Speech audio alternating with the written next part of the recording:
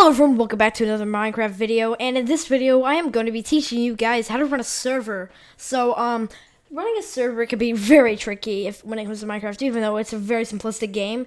It involves a lot of sometimes coding, depending on how good you want your server to be and how customizable you want it to have been through your thought and mind. So I first want to go over that this is not a typical video of my channel. I usually don't do tutorial or tips and tricks or whatever the heck that YouTube is meant to be for, a tutorial centering thing that people look up, like parents, like old people. I mean, my mom and dad, and they always look up tutorials. They never like watch YouTube videos because they're not.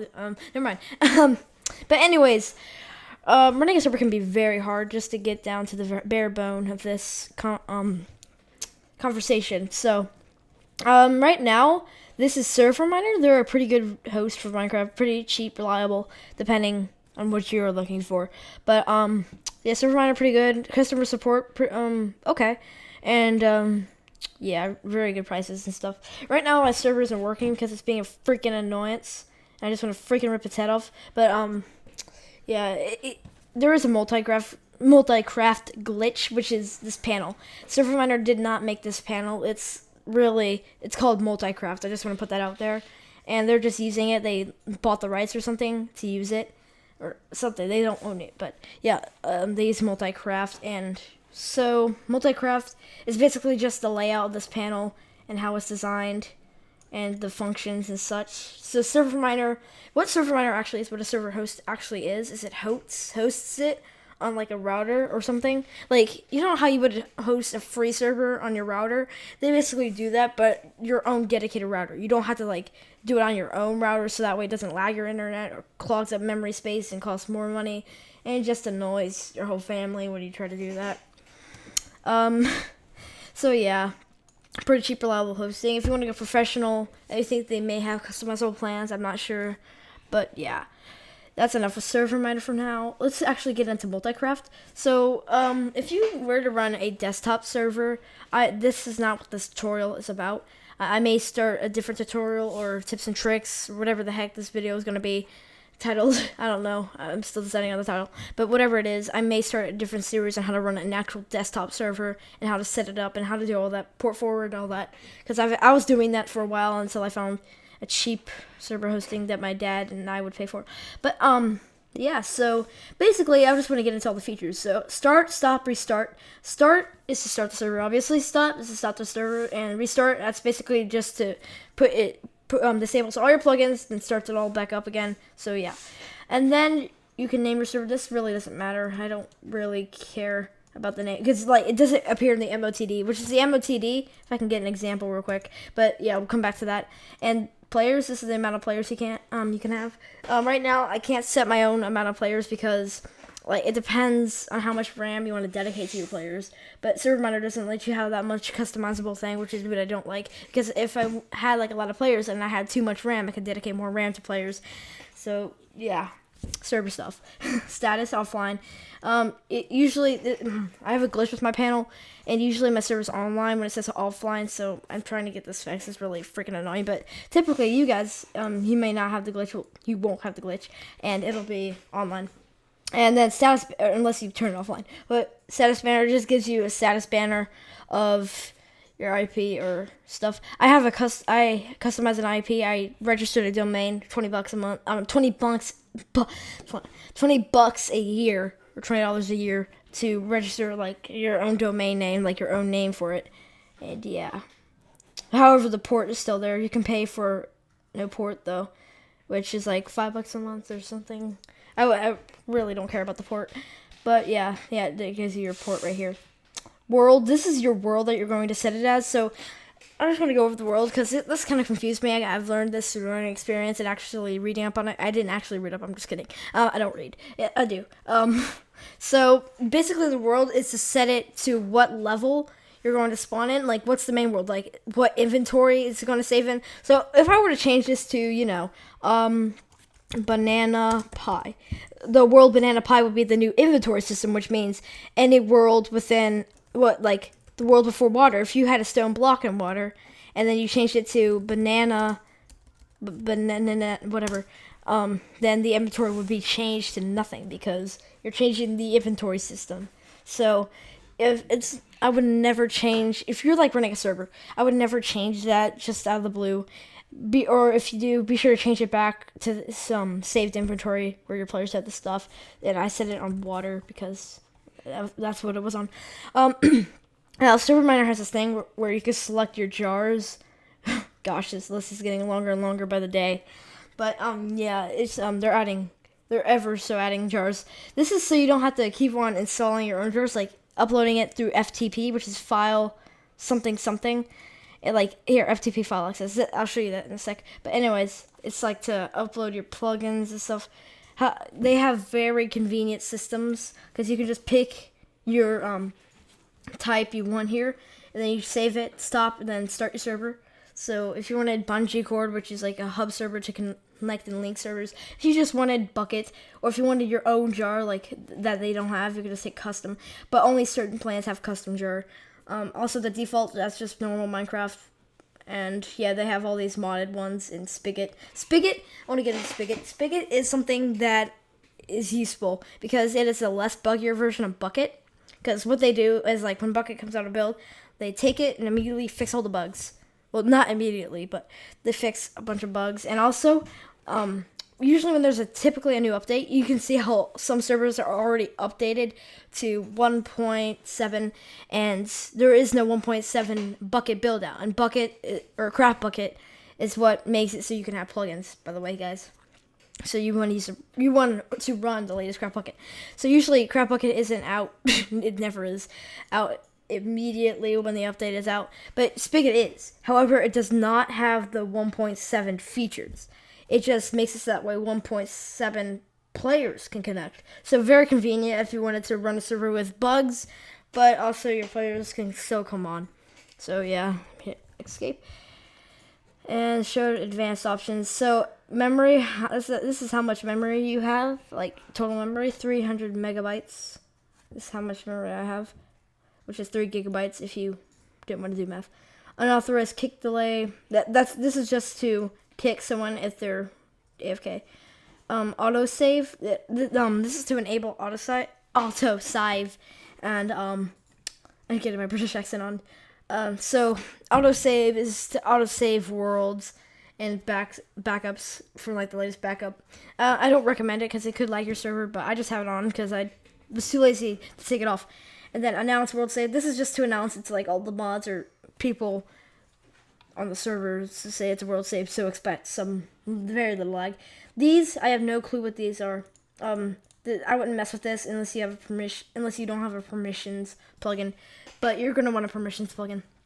So, then you can just hit save to save your options, and then stop restart your server. So that's basically the main thing that goes. Then they have their little tweet thing over here. I don't really care, but but also I just want to go over CPU and RAM. So CPU, the percentage is how much it's gonna crash. So if it's at, let me test it real quick. Server's up actually. Yay. Okay, so T. Okay, so if your server's up, then your CPU, like the higher it is, then I think the more likelihood it's going to crash. That's what I believe it is. So if it's at 100%, you're crashed. If it's at like 20%, no, it's okay. If it's at 50, you get a little thing to worry about. 70, then you're about to crash. So yeah, RAM. Also, the higher, like this, 69. This is perfect for a video. This is 69% my RAM. But anyways, that's how much of your RAM that you've used. So I have 300 megabytes, and I've used 69% of that. Come on, just go to 70. I don't want my mom hearing this conversation with the camera and the mic. But anyways, and then it has your online connected players. Down here, you can kick them. Even if they're up, you can kick them. And then you can advertise your server. I don't know how, but I think it costs money or something. And then let's go to the chat tab over here. So over here you can see your chat tab, which you can see all the players and like their actual chat, and you can set a name in the chat, so that way like it comes up with a name when you say something. Like for example, if I'll say bananas send. Oh, error sending server not run. It is running, but it's a stupid bug. I really hate it. But yeah, it'll send it, and I set the name to Jake the Gator, so it'll say Jake the Gator, and it looks like I'm actually online, but I'm really not. So good for scaring people. Here's the console. This is where you'll find all your error reports. Yay! And also, it keeps log, basically. And also it tells you what your plugins are up to, how they start up, what they're doing. So yeah, I may teach you later on how to read the console. I do know how to read some error reports, depending on stuff. So, and then when we go to players, this keeps log on all your players. On all your players. So a total of 1,231 actual players have joined my server, even though it's not even open yet. Because they've been testing, and also my server was open for a while before. Now it's not. So yeah, I got a bunch of these players. I might need to clear them or something. But anyways, if we go into, yeah, these are the config files for your plugins. So basically, any plugins you've got, you can find your config files here. However, if you do drag in your plugins to the plugin folder, it may not create a config file because you didn't get it through the method that it supplies you. So, for example, if it allows you to get plugins on through the website, and you saw it through the website, it'll create a config file there. But if you like upload it through FTP or like FileZilla, which is another FTP program, then it's not going to create a config file in that area because it's not through Bucket. And that leads us to our next thing. So buckets, yay! Now bucket is where buckets. It's not like bucket. It's this bucket or something, and then buckets. So two different things. The second one is actually the jar that enables you to run plugins, and bucket is where you can easily get plugins onto your server if you have Bucket on. Whew, my mouth is dry. So yeah, you can just search the plugin like Townie or they don't have Townie here because they removed it off Craft Bucket. Off of Bucket, like the actual Bucket page, because they get the plugins from the Bucket page, and yeah. So I'll just look up chest shops. Oh, it's chest shop, isn't it? Yeah. Okay, so here we are. And I'll have all your shops here, all the plugins with chest shop in the name. So yeah, and then you can just hit this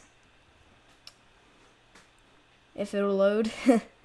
Yeah, a little slow sometimes. It's not my internet right now. But yeah, okay, so I already have it installed, but usually it'll have like an install button right here. Just an install button, none of these other buttons. And then once you have it installed, it will come up with two new buttons with disable and remove. And if you need to update, it'll have an update right here. So yeah. It also gives you the bucket link, so you're able to check it out, the page. And then you have your currently installed tab, so you can see whatever plugins you want. You can look up there and like check them out if you need to update. Very convenient for updating, so you don't have to like drag in all the jars and wait for them to download, because it downloads it all ready for you. It's very nice. So FTP, that's basically to view all your files. Let me type in my password. Okay. I have a very long password. I don't want anyone getting into my server. But anyways, yeah, I just have, now, let me explain the FTP, how it works. So this is basically called the main directory right here. This is where, if you were to search something, you know how you have this first? That's where it's located, like, and then, like, it'll be Mac, or whatever it's called, Macintosh, whatever. That's where it is. That's the main directory. This is, like, System 32 of Windows and Macintosh HD for Mac. This is like the main directory where all the files are located and where you can access them and all that. So here are all the worlds. The worlds are going to be in the main directory. So yeah. And then you also have your crash reports here, which is where you can locate your crash reports. If like your server crashes, it'll say save to crash reports folder or on this date and the name of the crash report. Something like that. And then also, I want to talk about the world thing. If you set the world name, like I said before, if you set it to water and then save it and then stop and start your server, it'll create a nether and end version of that world. Like, I don't mean like an actual like world where like it has the same buildings and stuff. I mean like a nether and end, so that way you're able to use end portal or nether portal. But if that's only if you dignify it in the config that's saying like I allow the nether and the end. So yeah, strange stuff. It does take up space though, so I usually typically remove them, but you can if you don't set it, so pain in the butt. And then we have the config. I'm not sure what this is. It may be from a different plugin. But, or no, this is the main config for the server. Or, no, this is actually the modded config. Because I sort of tried to run Pixelmon on my server. So yeah, that's the config for that. And this is the Pixelmon database too. I'll delete those later. But crash reports. So yeah, got that. Libraries, I'm not sure what that is. I think that's for like jar libraries. And then we have logs. It keeps logs of your server, like from the console, important logs and stuff. And then you have more worlds. And then the plugins folder. This is where all your plugins go when you install it through Bucket or FTP. You want to click on that and then hit upload from here, upload the file. So I'm going to teach you how to do that, guys, in a later tutorial. But yeah. And then you have all these files that I don't understand. I kind of do, but I kind of don't.